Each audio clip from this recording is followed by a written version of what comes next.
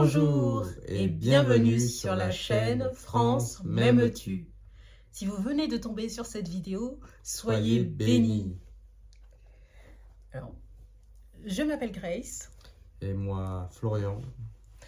Nous sommes mariés et parents d'une petite fille qui est juste à côté. Donc si jamais vous l'entendez de temps en temps, mais nous vous demanderons pardon, nous nous excusons pour la gêne.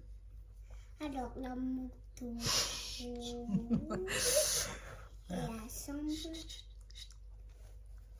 Alors, nous avons créé cette chaîne parce que nous sommes des enfants de Dieu. Nous sommes ce que l'on appelle des chrétiens. Nous croyons en Jésus-Christ. Nous croyons qu'il est notre Seigneur et notre Sauveur. Nous croyons qu'il est mort sur la croix pour nos péchés et que par son sang, nous sommes sauvés. Par son sang versé, nous sommes sauvés. Et qu'il est ressuscité. Et qu'aujourd'hui, il est assis à la droite de Dieu le Père, dans les lieux célestes, dans les cieux, comme le dit la Bible. Donc cette chaîne YouTube est pour tous ceux qui croient en Jésus, tous ceux qui croient en Yeshua, pour les hébraïques. Sachez que peu importe votre dénomination, que vous soyez catholique, évangélique, protestant, orthodoxe ou même juif messianique, vous êtes le bienvenu sur cette chaîne. Cette chaîne est réservée à ceux qui croient en Jésus, ceux qui croient en Yeshua. Tout le monde est accueilli. Et même si vous ne croyez pas encore actuellement en Jésus, mais que vous vous intéressez à Jésus, vous sentez un appel de la part de Jésus, vous êtes également le ou la bienvenue. Amen. Tous ceux que le Père a envoyés, il les a envoyés auprès de Jésus qui lui en prend soin. Donc, si vous êtes appelés vers Jésus, ça veut dire que le Père, donc l'Éternel, lui-même vous a envoyé vers le Seigneur. Alors pourquoi nous avons ouvert cette chaîne France M'aimes-tu? Alors cette chaîne YouTube a été ouverte en réponse à ce vide actuel et cette grande détresse que laisse cette fin des temps. Nous allons expliquer cela un peu plus. Alors en fait, actuellement, dans le calendrier divin, dans le calendrier de Dieu, nous nous situons dans la fin des temps, la fin de toute chose, en tout cas concernant ce monde depuis Adam. Et cette fin des temps, bien sûr, ne veut pas dire que tout va se terminer demain, ni même en 2030. Mais on se situe vraiment dans les derniers temps. Voilà, la fin des temps se ressent de toute façon même pour des personnes qui sont païennes. Eh bien, eux-mêmes ressentent qu'il y a un déclin en toute chose, dans la société, mais dans tout autre gouvernement ou quoi que ce soit aussi. Parce que cette fin des temps, en fait, telle qu'elle avait été annoncée par Dieu, dans la Bible et dans toutes les prophéties, avec tous les prophètes, elle s'annonce très, très sombre. Mais il y a une autre partie aussi dont on ne parle pas forcément, notamment dans certains courants de la chrétienté. Mais elle s'annonce au départ, en tout cas, quand même très sombre. Et à la fin aussi. Et on va voir ce que Jésus lui-même disait à ses disciples lorsque ils lui ont demandé comment allait se produire cette fin des temps, comment ils allaient reconnaître que ces temps-là allaient arriver. Et nous avons la réponse dans l'évangile de Matthieu, au chapitre 24 et au verset 6. Je vais lire. « Vous entendrez parler de guerre et de bruit de guerre.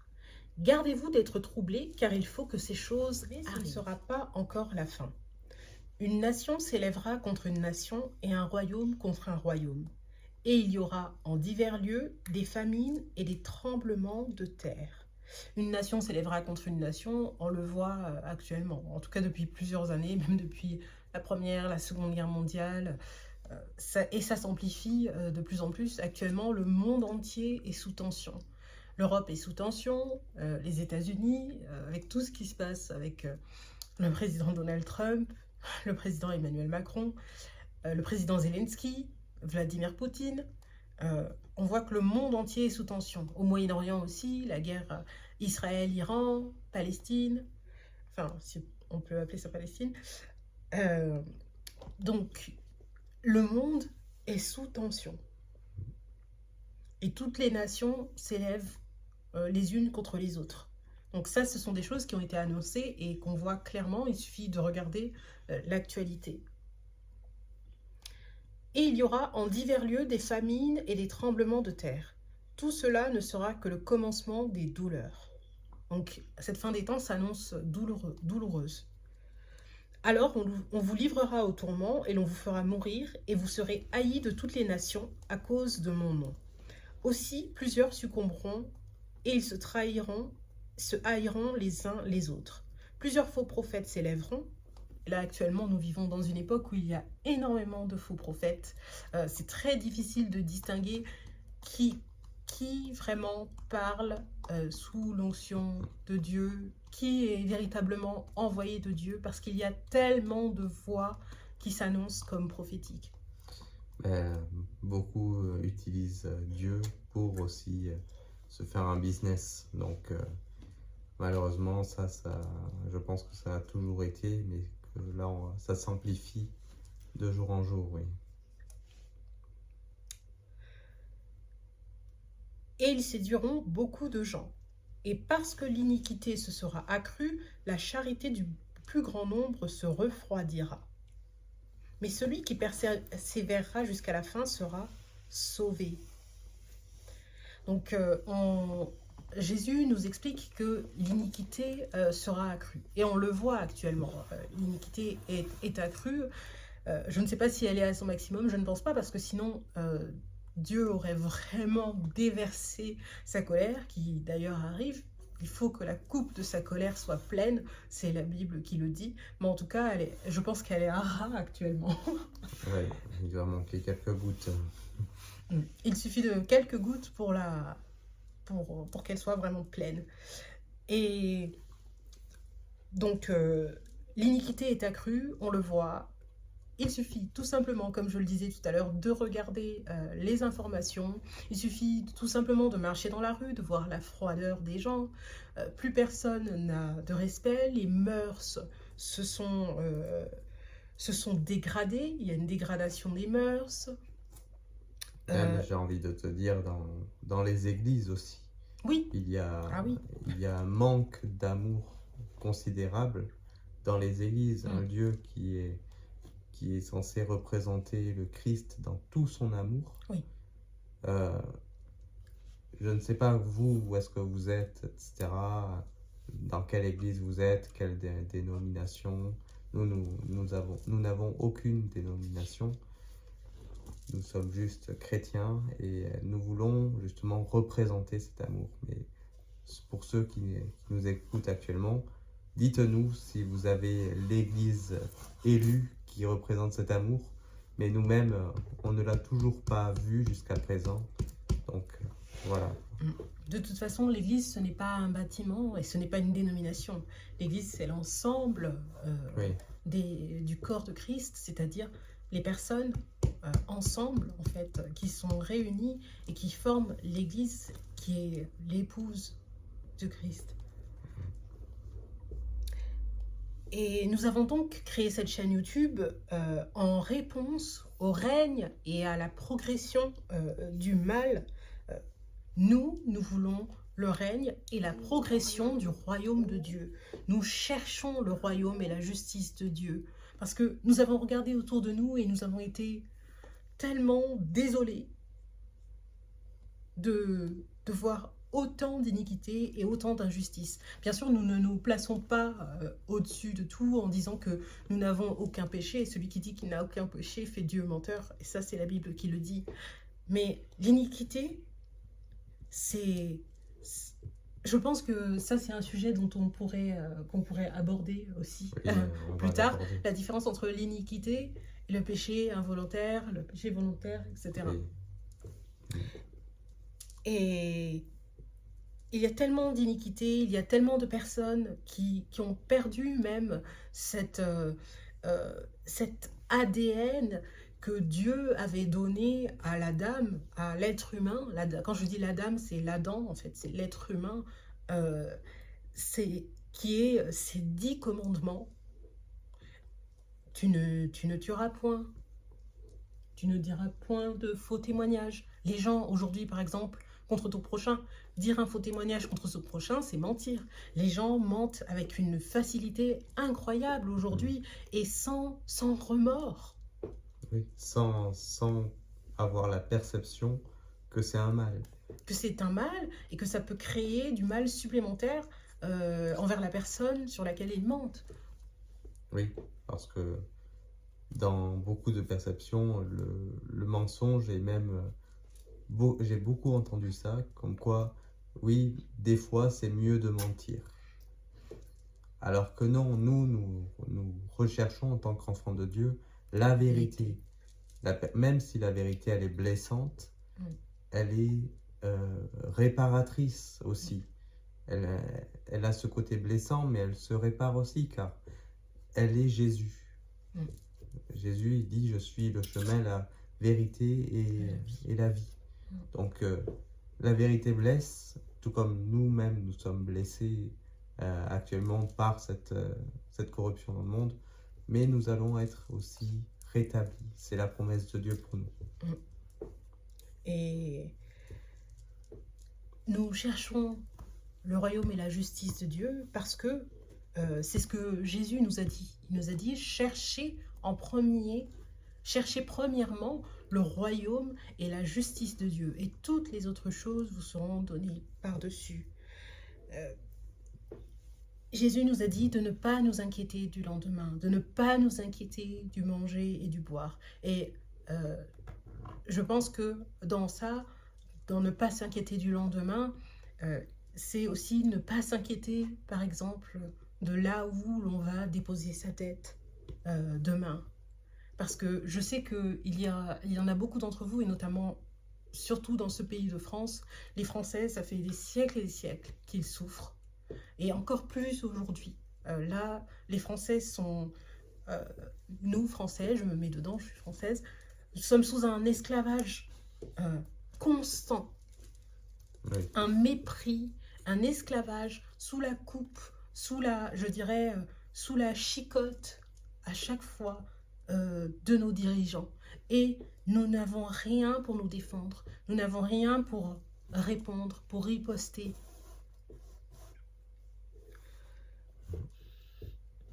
Je pense que Jésus aussi, lorsqu'il nous dit de ne pas s'inquiéter du lendemain, il nous dit de ne pas s'inquiéter de tout ce qui peut faire peur, de l'insécurité.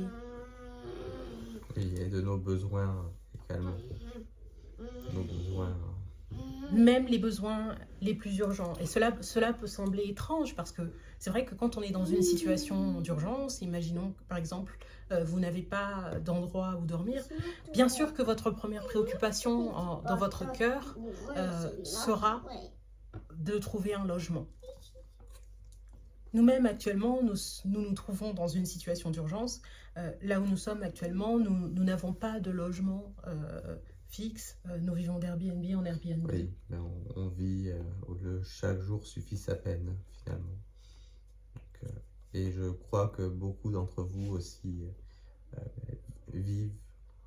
vous vivez cette douleur, que ce soit dans le physique, dans le moral, dans votre cœur tout simplement, ou dans vos besoins. Eh bien, je crois que chacun de nous, enfants de Dieu, nous sommes de plus en plus dans le fait de porter le joug, même s'il est doux et léger, le joug de Jésus. Nous sommes dans ce timing-là, bien de porter ce joug. Si vous êtes vous-même dans une situation très grave, une situation même qu'on qualifierait d'urgence, et ce, malgré vous, à cause de ce monde ténébreux, ce monde corrompu, sachez que vous n'êtes pas seul. Nous-mêmes, actuellement, nous sommes dans une même situation et ce n'est pas de notre propre volonté que nous n'arrivons pas à nous loger. Nous avons tout fait. Je travaille, mon mari travaille, mais c'est à cause de... Nous n'allons pas forcément exposer tous les détails, mais c'est à cause de l'injustice dans le cœur des hommes. Et c'est cela qui nous a menés à cette situation aujourd'hui avec un enfant de 2 ans. Mais nous devons savoir que Jésus lui-même n'avait pas de lieu où poser sa tête. Et ça, la Bible nous le dit. Même le Fils de Dieu lui-même n'avait pas de lieu où poser sa tête. Matthieu chapitre 8, je vais vous lire ce verset, parce qu'on doit toujours s'appuyer sur ce que la parole de Dieu dit. Et je vous encourage à faire comme les Juifs, il me semble, les Juifs de Bérée, qui avaient des sentiments plus nobles que ceux de Thessalonique, et qui allaient vérifier les Écritures pour savoir si ce qu'on leur disait était vrai. Donc, nous nous appuyons toujours sur la Bible. J'ai la Bible avec moi ici. Donc, Matthieu chapitre 8, verset 19 dit: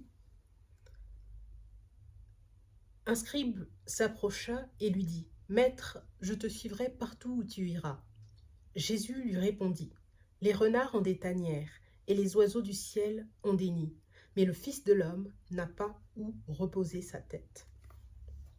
Donc, vous voyez, peu importe le niveau d'insécurité dans lequel vous vous trouvez, que vous ayez un logement, que vous n'en ayez pas, que vous ne sachiez pas si demain vous allez vous nourrir ou pas, sachez que lorsque vous vous préoccupez en premier, en tout temps, du royaume des cieux, de la justice de Dieu, et se préoccuper de la justice de Dieu, c'est même dans vos actions quotidiennes.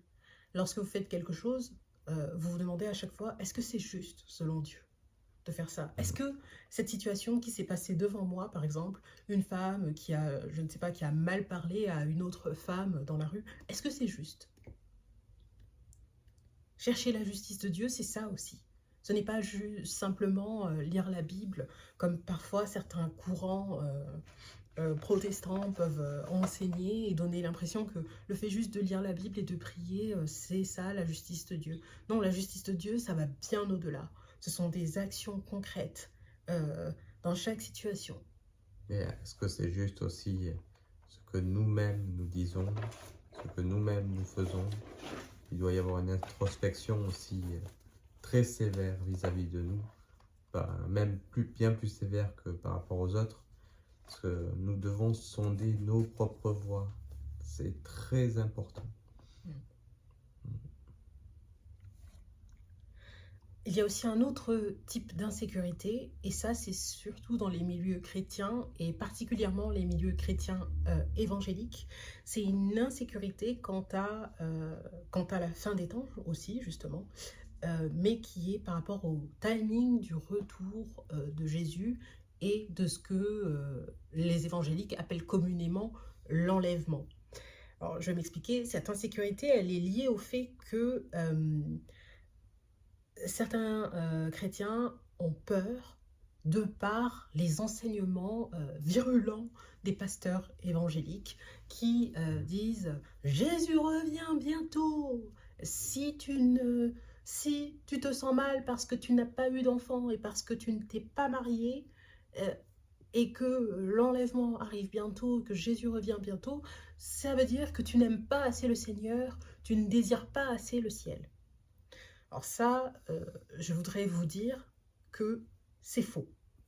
Ce n'est pas parce que vous vous sentez angoissé en entendant Jésus revient bientôt, dans le fait que vous n'ayez pas encore pu faire certains projets de vie, être marié ou avoir des enfants, cela est faux que vous n'aimez pas le Seigneur. C'est faux, tout simplement parce que le désir de se marier et d'avoir des enfants et de fonder une famille est naturel, et c'est même un commandement de Dieu. C'est le tout premier commandement de Dieu à l'homme. Multipliez-vous et soyez féconds. Et le fait d'aimer le Seigneur, justement, c'est de garder ses commandements. Lui-même, il le dit. Donc, les mensonges dans les églises évangéliques et tout autre, bien, essayer de les discerner. Et d'ailleurs, notre chaîne aussi a ce but-là, d'exposer le mal et de rétablir la vérité à travers ce que dit la Bible noir sur blanc.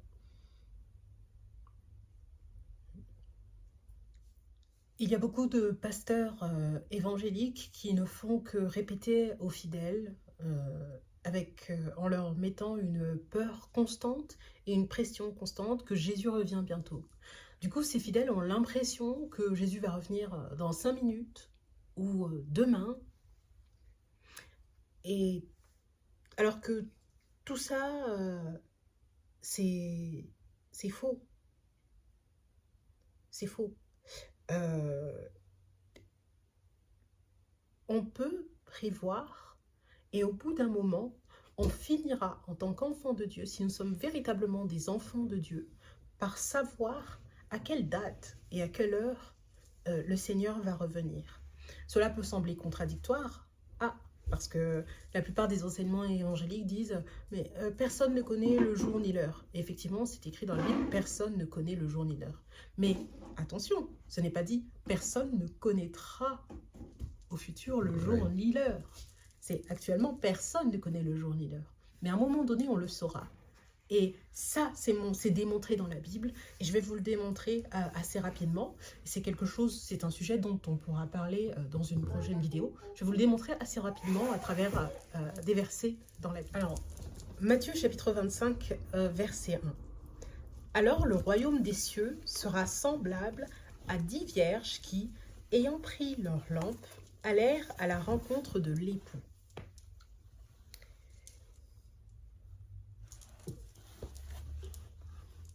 Cinq d'entre elles étaient folles et 5 sages. Les folles, en prenant leur lampe, ne prirent point d'huile avec elles, mais les sages prirent avec leur lampe de l'huile dans des vases. Comme l'époux tardait, donc déjà, comme l'époux tardait, ça veut dire que l'époux n'était pas encore arrivé à l'heure précise. Parce que si elle ne connaissait pas l'heure, elle ne pourrait pas se dire que l'époux tardait. Oui. Déjà, ça, c'est une première preuve qu'on va finir par savoir à un moment donné quand sera le retour de Jésus. Déjà, ça vous retire. Je vous prie de m'excuser. Cela nous démontre que l'on va finir par connaître l'heure et le jour. Et le point de rendez-vous. Donc, ma femme disait par rapport au point du rendez-vous des 10 vierges. Donc, toutes sont allées dans ce point de rendez-vous-là. Ça montre que même celles qui n'ont pas été prêtes dans leurs conditions, dans leur vie avec Dieu, eh bien, elles ont fini par arriver à ce moment-là et à cette heure précise-là. Rappelez-vous que Jésus nous dit aussi que les brebis connaissent la voix du berger. Ça veut dire qu'il y aura un moment donné où nous, enfants de Dieu appelés, parce qu'il y a beaucoup d'appelés mais peu d'élus, nous allons tous entendre la voix de Dieu. Même ceux qui n'ont pas forcément une relation intime avec le Seigneur, si je puis dire, nous allons tous entendre la voix du Seigneur Jésus-Christ. Alors là, bien sûr, ça nous amène à poser cette question-là. Qui sont les élus? Donc nous allons répondre par plusieurs formats de vidéos également sur ce domaine-là. Dans cette fin des temps, nous savons aussi qu'il y a beaucoup de personnes qui subissent d'autres types d'injustices. Par exemple, le fait d'être rabaissé, d'être humilié, ou même, par exemple, de travailler sans relâche au niveau financier et de ne jamais rien recevoir en retour, d'être toujours taxé, ou que dès lors que vous pensez enfin sortir la tête de l'eau financièrement, il y a un problème qui vous tombe dessus et qui vous remet en bas financièrement. ce sont des injustices, ça donne l'impression d'avoir une malédiction dans son travail, du travail sans fin, que tout est volé par le diable, tout est volé par l'ennemi. Et ça, ce sont des injustices qui sont causées par la progression du royaume des ténèbres. Le royaume des ténèbres, en ce moment, règne. Satan a ce qu'on appelle, comme en anglais, sa petite saison, actuellement. C'est le prince de ce monde, c'est ça qui est écrit. C'est lui qui a tous les pouvoirs dans les plus hautes sphères des autorités. Donc voilà où nous en sommes. Et il a pris cette autorité, cette domination, parce que malheureusement, elle lui a été transmise par Adam. Alors bien sûr, Jésus est venu pour annuler cela, et il l'a annulé. Mais il y a ce temps entre la manifestation, parce qu'en fait, nous vivons dans le temps. Dieu est en dehors du temps. Et nous sommes piégés dans le temps, et le temps que cette manifestation de tout ce qu'il a détruit à la croix, à savoir la puissance de l'ennemi, etc., se manifeste, il y a un timing. Mais cela va arriver parce que aujourd'hui, nous voulons vous dire et nous voulons vous donner un espoir à ceux qui sont actuellement au fond du désespoir. S'il y a quelqu'un actuellement qui a même des pensées suicidaires alors qu'il est un enfant de Dieu, nous voulons vous dire que Dieu a prévu un jour, 24 heures de vengeance, où tout va changer en 24 heures. En 24 heures, tout va basculer. Les derniers seront les premiers. Les premiers, actuellement, qui sont les premiers et qui font le mal, et qui réussissent dans le mal, qui prospèrent, seront les derniers. En 24 heures. Tout va être renversé. Jésus, à un moment donné, était, je crois, à Nazareth, et il était entré dans une synagogue, et il avait ouvert un rouleau, et il avait lu la prophétie d'Ésaïe. Et je vais vous la lire. En Luc, chapitre 4,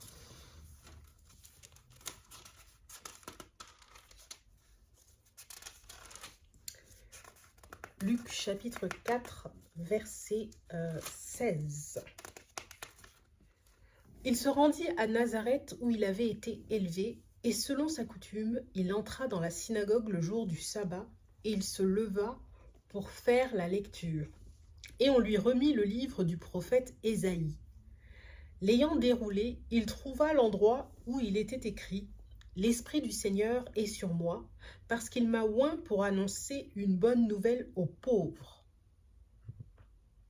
Donc vous voyez, déjà, ça, pour moi, ça combat tous ceux qui disent, qui accusent certaines personnes. Alors, bon, c'est vrai qu'il y a certains pasteurs, notamment de courant évangélique. Alors, peut-être que dans cette vidéo, les évangéliques vont avoir l'impression qu'ils attaquent souvent parce qu'on parle souvent du courant évangélique. Mais petite précision, mon mari et moi venions par le passé justement du courant évangélique. Oui. C'est pour ça qu'on en parle souvent et qu'on a un peu plus de connaissances sur ce courant-là. Et c'est vrai qu'il y a certains pasteurs de courant évangélique qui sont excessifs dans ce qu'on appelle l'évangile de prospérité. Mais il y en a d'autres aussi qui ne comprennent pas que, en fait, si c'est Dieu qui a créé l'or et l'argent et que Dieu veut que ses enfants prospèrent et à tous égards, c'est-à-dire que même il veut que ses enfants aient de l'or et de l'argent. Même en abondance. Et en abondance. Plus qu'assez. Oui. C'est ça qui... Oui, avec du surplus. Oui. C'est ce que Dieu veut véritablement. Et d'autres gens ne comprennent pas ça et disent que non, Dieu ne nous a pas appelés à avoir de l'argent, etc. Mais qui a créé l'or et l'argent? À qui cela appartient? La Bible dit, Dieu le Père dit, l'or et l'argent m'appartiennent. Il y a un verset dans la Bible qui le dit. Et donc, il vient pour annoncer la bonne nouvelle aux pauvres. Il m'a envoyé pour guérir ceux qui ont le cœur brisé. Donc, comme ceux qui ont le cœur brisé actuellement, qui subissent des injustices, des humiliations, des rabaissements. pour proclamer aux captifs la délivrance. Personnellement, pour moi, travailler sans fin et ne jamais pouvoir profiter du salaire que l'on a, c'est être captif en fait, c'est être un esclave.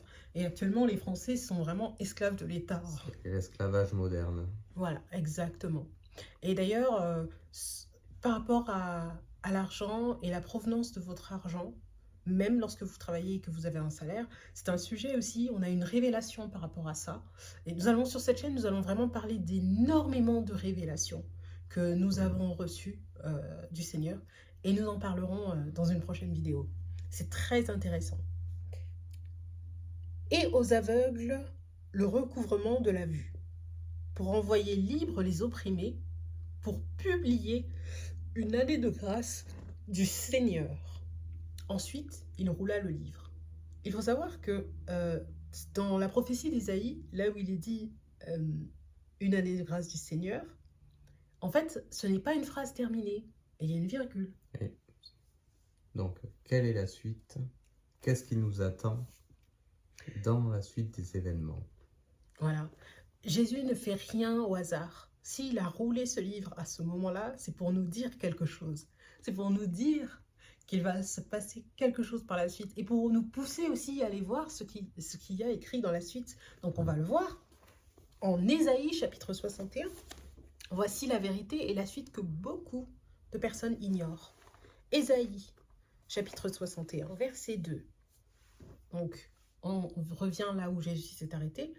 Pour publier une année de grâce de l'Éternel, virgule, et un jour de vengeance de notre Dieu pour consoler tous les affligés, pour accorder aux affligés de Sion, et retenez bien Sion, Sion, nous allons vous donner la révélation de Sion. Qui est Sion? Qui est Sion? Qu'est-ce que ça veut dire Sion? Qu'est-ce que ça veut dire la montagne de Sion? Qui est la fille de Sion?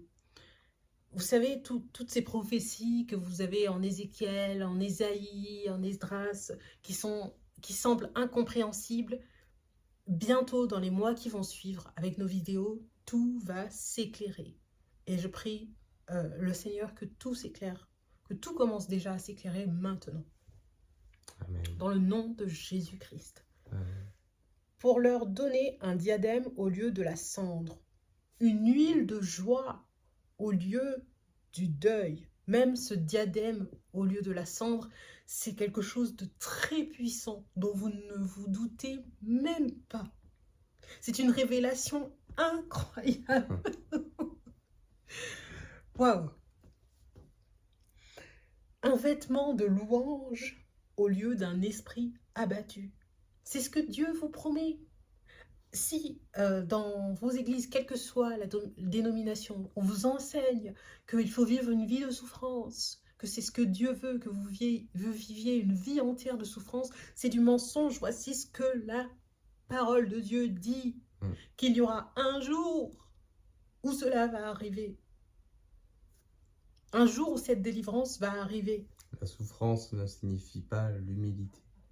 Oui. Ça, il faut bien le savoir.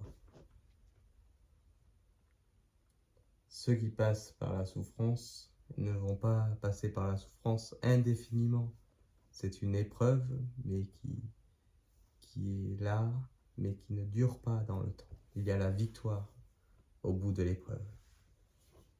Tout comme le peuple d'Israël en Égypte, pendant 300 ans, était opprimé, esclavagisé sous la coupe de l'esclavage, dans la souffrance et crié à Dieu, Dieu un jour a décidé en 24 heures de les délivrer et de leur dire « Levez-vous et sortez d'Égypte, mon peuple ». En 24 heures aussi, tout va changer pour vous. C'est le message que nous voulons vous apporter sur France M'aimes-tu. C'est pour ça que cette chaîne a été créée. C'est pour ça nous ressentons que nous avons reçu du Seigneur d'apporter ce message, d'apporter de l'espoir. Vous savez, Dieu vous aime. Dieu, ce n'est pas le père fouettard. Si votre propre père était un homme toxique, méchant, sachez que Dieu n'a rien à voir avec cela. Dieu n'est pas un homme. Dieu, c'est un père d'amour. Il est d'une grande bonté, d'une bonté que dont vous n'imaginez même pas encore la largeur, la hauteur ni la profondeur. Vous n'avez pas encore vu toute sa bonté. Si seulement vous saviez même 1% de toute sa bonté, de tout ce qu'il a en réserve pour vous, enfants de Dieu, qui nous écoutez, vous sauriez que l'héritage le plus puissant, le plus grand, c'est Jésus-Christ. Cet héritage va vous donner tout, que ce soit la richesse, que ce soit l'autorité, que ce soit la puissance, que ce soit l'intimité avec Dieu, le Père, le Fils et le Saint-Esprit. Vous allez tout avoir et en abondance. Et je dirais même pour vous, mesdames, quelque chose de très surprenant, même la beauté. Et la beauté, oui, la beauté selon Dieu, en tant qu'enfant de Dieu, la beauté spirituelle, mais même la beauté physique, il va vous la donner. Tout. Il vous donnera tout. Il vous donnera la domination, l'autorité, la puissance. Pour œuvrer en fonction du royaume de Dieu, justement, de façon efficace. Car quand on est esclave, quel pouvoir avons-nous? Mais quand Dieu va rétablir l'ordre par rapport à ses enfants, et qu'il va les établir en premier, tout va changer. Et si vous êtes blessé, et parce que souvent on vous dit dans les églises de pardonner ceux qui vous ont fait du mal. Oui, mais pardonner ne veut pas dire que ça n'a pas fait mal, que ce qui est arrivé ne nous a pas fait mal. Parce que souvent, moi j'ai déjà entendu des enseignements comme ça et que je trouve vraiment horribles, de pasteurs qui disaient que si vous avez pardonné la personne qui vous avait fait du mal, normalement vous ne devez plus ressentir de douleur. Alors c'est horrible parce qu'en fait c'est comme si je vous disais si vous vous êtes fait par exemple renverser par une voiture et que ça vous a brisé la colonne vertébrale et que vous avez des séquelles en fait qui fait que par exemple dès que vous montez les escaliers ça vous donne des douleurs et vous êtes obligé de monter les escaliers parce que vous habitez dans un immeuble avec des escaliers. Et que je vous dis que ce n'est pas normal. Si tu as été guéri depuis le temps de ton accident, tu ne dois pas avoir mal normalement en montant les escaliers. Non, c'est pas possible de dire des choses pareilles. Mais il y a toujours un traumatisme. Ça fait partie du charnel. Et c'est pour cela que tant que nous sommes dans le charnel actuellement, eh bien, dans ce corps, dans cette comme une boîte de conserve finalement, qui pourrit jour après jour, il faut se le dire, eh bien, nous sommes dans cette condition de sécheresse. Mais Dieu, Jésus, c'est la source d'eau vive. C'est lui qui va tout changer en nous. Et sur cette terre, ça n'attendra pas le fait que nous mourions, le fait que l'on soit ressuscité. C'est sur cette terre, alors même que nous allons être vivants, qu'il va rétablir toutes ces choses. Donc, nous les attendons, nous attendons au surnaturel de Dieu. La Bible dit, il essuiera toutes larmes de leurs yeux. C'est normal que que parfois, certains souvenirs douloureux remontent et que vous ayez mal. C'est tout à fait normal, c'est quelque chose de violent. Ce n'est pas une bonne sensation, ce n'est pas un bon souvenir. C'est normal. Cela ne veut pas dire que vous n'avez pas pardonné la personne. Mais sachez que si vous souffrez, qu'il y a une douleur ancrée en vous qui est restée à cause de ce qui vous est arrivé par certaines personnes iniques, sachez une chose. La justice de Dieu existe et elle est parfaite et complète.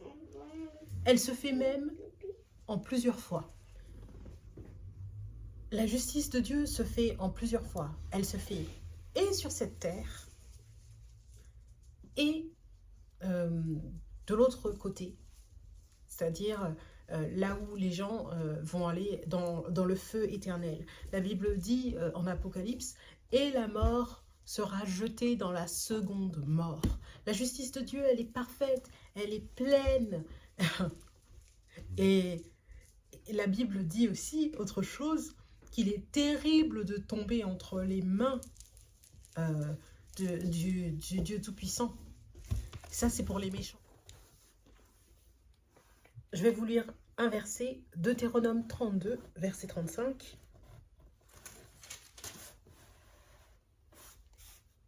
À moi la vengeance et la rétribution, quand leur pied chancellera, quand le jour de leur malheur est proche, et ce qui les attend ne tardera pas. Oui, donc tout cela est annoncé à l'avance. Les gens qui commettent le mal actuellement, nous pouvons avoir l'impression qu'ils vivent de très bonnes vies, qu'ils sont sans soucis, qu'ils étaient tout pour eux. Et à forte raison, vu que ce monde est corrompu et jusqu'à la moelle, eh bien ceux qui vont commettre le mal vont recevoir les fruits aussi de ce gouvernement du mal. Donc voilà ce que l'on vit, mais il y a une justice qui va arriver, il y a une vengeance de l'Éternel qui arrive, que nous attendons tous actuellement. Donc Apocalypse chapitre 20, verset 14 dit « Et la mort et le séjour des morts furent jetés dans l'étang de feu. C'est la seconde mort. Quiconque ne fut pas trouvé écrit dans le livre de vie fut jeté dans l'étang de feu. » Donc la justice et la vengeance de Dieu existent. Et elle est parfaite. Et croyez-moi, elle satisfera Dieu en premier, mais elle vous satisfera aussi. Sur cette chaîne YouTube, France M'aimes-tu, nous voulons vous apporter révélation sur révélation, mais également soutien à toutes les personnes qui actuellement sont rabaissées, sont dans l'opprobre, vivent des situations extrêmement difficiles. Comme nous l'avons dit, nous aussi actuellement, nous vivons une situation très difficile. Nous n'avons pas de domicile fixe. Nous sommes obligés de vivre en location saisonnière, hein, à chaque fois en Airbnb. Nous-mêmes, nous sommes dans cette situation, donc nous vous comprenons. Nous sommes là à votre écoute. N'hésitez pas à nous contacter. Dans la barre de description, il y aura un email, une adresse mail spécialement dédiée à vos requêtes de prière. Nous sommes là pour prier aussi pour vous personnellement. Oui. Voilà. Et nous avons créé cette chaîne aussi pour créer un appel massif à la prière pour la France, quelle que soit votre dénomination. Parce que une grande moisson arrive. Et ce n'est pas juste la moisson des âmes, comme le courant évangélique dit, c'est gagner des âmes pour Dieu. Non, c'est une moisson de toute la justice que vous avez semée dans les pleurs et dans la souffrance. Lorsque vous avez fait le bon choix, lorsque vous avez obéi au commandement de Dieu, mais que cela vous est revenu en pleine face, comme on dit en anglais, ça a backfire, c'est comme si ça vous a lancé un feu, un très enflammé derrière. Sachez que cela ne vient pas de Dieu, c'est l'ennemi qui le fait, c'est le diable qui le fait. Oui. Le jour où vous avez fait le bien, qu'on vous a rendu le mal, le jour où vous avez été, les jours où vous avez été en pleurs, en pleine souffrance, alors que vous faisiez ce qui était bon, ce qui était droit, ce qui était juste, eh bien, il y a des récompenses que chacun de nous, enfants de Dieu, nous avons semées, que nous allons moissonner, de vraies récompenses, un vrai salaire qui va perdurer. Parce que c'est ça aussi par rapport au talent, que, notamment dont on va parler dans prochain format de vidéo. Mais voilà, beaucoup de choses, beaucoup de promesses pour vous, pour nous, pour tous les enfants de Dieu. Ça me fait penser au verset qui dit « Car je connais les plans que j'ai formés sur toi, dit l'Éternel, des projets de bonheur et d'espérance. » Et d'espérance. Et France Même Tu est là pour apporter de l'espérance, L'espérance. pour crier haut et fort comme des veilleurs. En français, ça se dit des veilleurs et en anglais des watchmen. Comme des veilleurs, crier l'espérance arrive. Enfin, non, même pas l'espérance, La pardon. victoire. La arrive. victoire arrive. L'espérance, c'est là. La victoire arrive. Espérez, espérez en l'éternel. Espérez de tout cœur en l'éternel. Parce que la victoire arrive et vous ne serez point déçus. Quiconque croit en lui ne sera point confus. Amen. Et il n'a pas oublié un seul iota De sa parole. de sa parole Gabi. et de tout ce que vous avez vécu dans là où vous avez même peut-être oublié certaines de vos décisions, certains de vos choix qui étaient justes, certaines de vos dons, par exemple, des dons même aux gens qui étaient pauvres, ou ça peut être tout et n'importe quoi. Eh bien, Dieu va vous récompenser, va vous rémunérer. Pour terminer, nous allons vous expliquer pourquoi nous avons choisi le nom de cette chaîne YouTube, pourquoi nous avons été inspirés par cette phrase « France m'aimes-tu ». En fait, cela fait référence à lorsque Jésus demandait à Pierre « Pierre, m'aimes-tu » Et Pierre lui répondit « Oui ». Il lui demanda 2 fois et Jésus lui répondit 2 fois « Paie mes agneaux, paie mes brebis ». Et paître les agneaux et paître les brebis de Jésus ou de Yeshua pour les hébraïques, c'est s'occuper aussi de la moisson des âmes, s'occuper aussi des âmes perdues, des âmes fragiles, parce que les brebis et les agneaux, ce sont les petits, ce sont Oui. des petits. Et c'est s'occuper du royaume des cieux, c'est s'occuper de cette grande moisson qui arrive, et c'est d'être un ouvrier pour la moisson, justement. Et Voilà, et il y a aussi, je voudrais ajouter qu'il y a très peu d'ouvriers en ce moment, notamment aussi en France, très peu d'ouvriers préparés à donner toutes ces révélations. Donc, nous voulons prier aussi, là où le commandement de Jésus, c'est prier parce que la moisson est grande, mais il y a peu d'ouvriers. Alors, nous voulons, avec cette chaîne YouTube France M'aimes-tu, appeler des ouvriers préparés à avoir cette grande moisson qui arrive. nous voulons aussi prier particulièrement pour la France, pour ce pays de France. Parce que, contrairement à ce que beaucoup de personnes peuvent penser, Dieu se préoccupe de la politique. Dieu se préoccupe de la géopolitique. C'est un sujet dont nous parlerons après. Dieu se préoccupe des territoires, des langues, des nations, des tribus, des ethnies aussi. C'est lui qui les a créés. Comme vous pouvez le voir sur la vidéo, la couleur de peau de mon mari et la mienne, voilà. Il a son ethnie, j'ai mon ethnie, et ça, Dieu s'en préoccupe.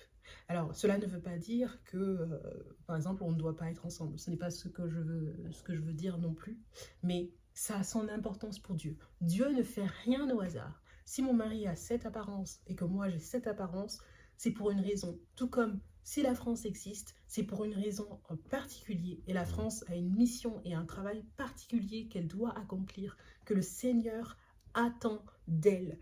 Nous avons créé cette chaîne YouTube parce que nous voulons que la France se réveille, que la France se rappelle de son serment lors du baptême de Clovis, de son roi Clovis, premier roi chrétien des Francs. Que la France ravive la flamme de son amour pour le Sacré-Cœur de Jésus. Et ces mots que j'utilise peut-être ne parlent pas forcément, même en parlant de Clovis, aux évangéliques, mais ici, s'il y a des catholiques, tout cela doit vous parler. Et vous comprenez parfaitement ce que nous sommes en train de dire. Amen. Donc, nous allons prier ensemble pour clôturer cette vidéo. Prier pour que nous puissions être une famille de prière, une famille d'encouragement, une famille basée sur l'amour, le véritable amour de Jésus-Christ, et que nous soyons en train d'évoluer vers le royaume et la justice de Dieu. Alors merci Seigneur, nous te prions pour chaque personne, homme ou femme, qui nous écoute actuellement, que tous ceux qui sont affligés actuellement, tous ceux qui vivent des mal-être, qui vivent peut-être des injustices, qui vivent toutes sortes de mal, et nous prions Seigneur que tu puisses leur amener la guérison, leur amener la restauration, leur amener l'espoir, leur amener l'encouragement et leur amener aussi cette flamme qui pousse à te rechercher, toi Seigneur, ton règne et ta justice, dans le nom de Yeshua, dans le nom de Jésus-Christ. Amen. Amen. Merci beaucoup d'avoir suivi cette vidéo jusqu'à la fin. Et si vous ne croyez pas encore en Jésus-Christ, mais ou si vous commencez à croire en Jésus-Christ, que cette vidéo vous a changé votre point de vue et que vous pensez, et maintenant vous y croyez véritablement, vous pensez que Jésus-Christ a réellement existé, Jésus de Nazareth, qu'il a marché sur cette terre, qu'il est le Fils de Dieu, qu'il est mort et ressuscité pour vos péchés, eh bien, nous vous encourageons à demander pardon pour tout le mal que vous avez pu commettre. Sachez que c'est la nature humaine, c'est la nature adamique et c'est lié au péché d'Adam. Tout ce que vous avez pu commettre par le passé sans vous en rendre compte. Mais maintenant, ce que vous devez faire, c'est mettre votre confiance en Jésus-Christ, suivre ses commandements, demander à ce que le Saint-Esprit vous aide là où vous êtes faible, là où vous n'arrivez pas par vous-même à être une bonne personne. De toute façon, personne n'est vraiment bon sauf Dieu. Mais avec le Saint-Esprit, avec l'Esprit de Jésus, qui est l'Esprit de Jésus et qui est l'Esprit du Père, parce que c'est une seule et même personne, vous pouvez y arriver. Dieu va vous accompagner, Dieu va vous donner la grâce et la force dans ce monde qui est rempli d'injustice, de pratiquer la justice, de marcher droitement. Et surtout, ne perdez pas espoir. Gardez espoir que peu importe ce qui vous arrive, que même si, parce que vous pratiquez la justice, le diable vient vous faire du mal derrière, parce qu'il a envie, en fait, que vous vous abandonniez et que vous vous dites, finalement, ça ne sert à rien de croire en Dieu, il ne m'arrive que du malheur. C'est ce qu'il a envie. Et on pourra vous montrer dans une prochaine étude que le diable vient sans cesse, chaque jour, vous accuser devant Dieu. Oui. Donc sachez cela, sachez que ce sont simplement des jeux du diable, du malin, mais que vous devez tenir bon. Et si jamais vous avez besoin d'un soutien supplémentaire, comme nous l'avons dit, l'adresse mail est dans la description, en barre de description, en bas de cette vidéo.